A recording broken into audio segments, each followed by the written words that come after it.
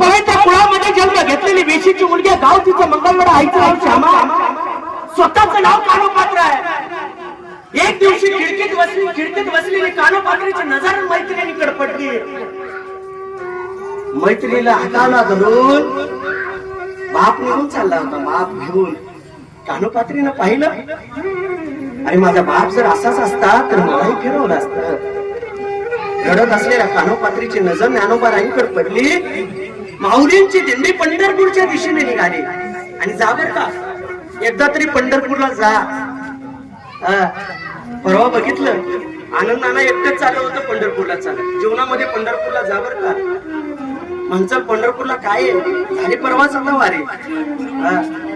खरं सांगू का, ज्याला खरंच वाटत असत आपल्या जीवनात काही नाही, त्याने एकदा पंढरपूरला जा बर का. आणि पंढरपूरला जाऊन सुख मिळेल का. काय झालं, जगद्गुरु तुकोबर आहे, देहूतून पंढरपूरला चालले. 4-5 पोरं खेळत होते. देहूतले जगद्गुरु तुकोबर आहे पंढरपूरला जाता क्षणी 4-5 पोरं खेळत होते.